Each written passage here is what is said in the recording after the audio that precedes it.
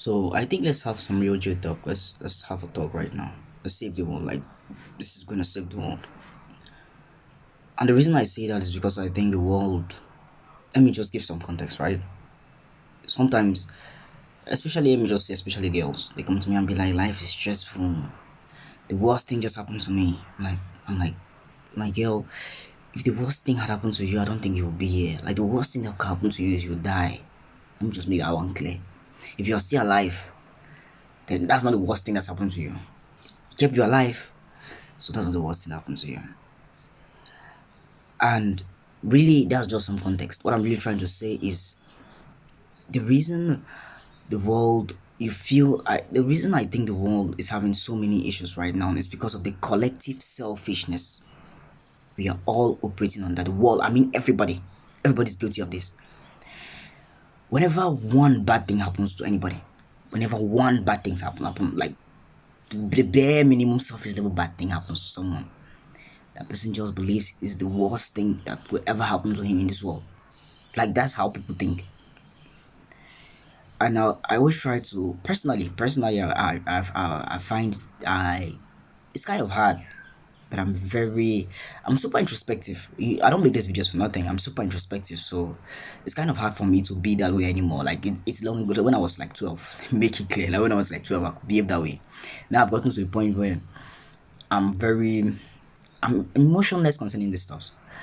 Like the world is really everybody in this world. I'll say like 90%, 80% of the world is functioning under this collective selfishness, which you never fail. You people fail to realize how good their life is.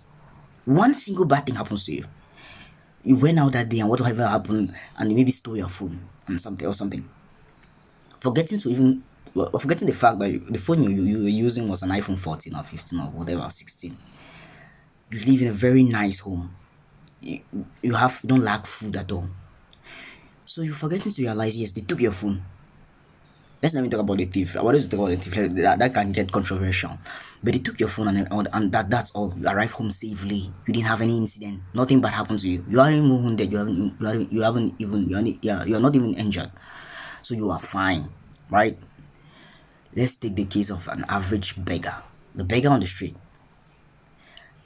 Sometimes that guy has not eaten for days. I don't know how they really cope. Like I don't even know how those guys are surviving. Sometimes the person hasn't eaten for days, for weeks. I don't know how to survive. Let me just say for days, for a day. Let me just say for a day because most people cannot even spend a day without eating. Let me just say for a day. He's living on the street. He has no cell phone. You had a cell phone. You should took it, but you had it before. He doesn't have a cell phone. Or who, or she, or whatever, whichever beggar you've ever seen on the street. He doesn't have a home. He doesn't have a bed to sleep on. He doesn't have a roof. So when it rains, most times it rains on him. He sleeps on the floor, and he's still alive. I do understand at which level you should be grateful for just being where you are. You know, I genuinely wonder right now, what is the worst thing that can happen to me that I'll feel like it's like the worst thing? I don't know. For me, it's really dead. It's really dead. Like I don't see anything bad that can happen to me, and I'll be like, this is the worst thing that happened to me. But maybe I don't know. Someone maybe steals my company's money and runs away or something. That's the only thing. I don't know. Like maybe that's when I'm gonna start from square zero, move step further. So that maybe that's maybe the only thing. Other than that, I don't see any other. But I don't see what can genuinely be. I've gotten to a point where it doesn't really things don't move me that much. You'll be like, I don't want to go to the worst things that they can tell me, but you could tell me the worst things. I mean, to me, happening to me, and I'll just be like, oh, wow, I'll see about it. That's going to be my answer. Especially the worst things. When many of the worst things I can't really answer at the moment. Like I mean the worst things. Like somebody's dead, and I'll be like, okay, I'll see about it. And I'll maybe isolate myself for like 15, 20, 30 minutes, 1 hour, depending on how big the issue is. And sometimes I'll isolate myself. I discuss with a few very personal key people, and I could get a solution. If I can't get a solution, if it's like really, really bad, there's no solution to it, then I leave it all to God for sure. Like I can't do anything about it. What can I do? What I stress about? And this is even the basic premise. I wanted to talk about the stress issue of somebody telling me how the worst thing happened to me. I'm so sad. I'm so depressed. I'm so stressed. I'm so angry. I'm like, why should you be stressed about something you have no control over? If you cannot control something and you are stressed about it, you will be stressed for a very long time, my dear. I promise you. Like, you'll be so stressed. How can you not control something and you're stressed about it? Like, does it even make sense? Maybe it makes sense to some people, but to be stressed about something and to be stressed about something you can't control is the biggest waste of time. Maybe let me just tell you my cheat code. My cheat code to be stressed for things I don't control is I just give it the time it needs.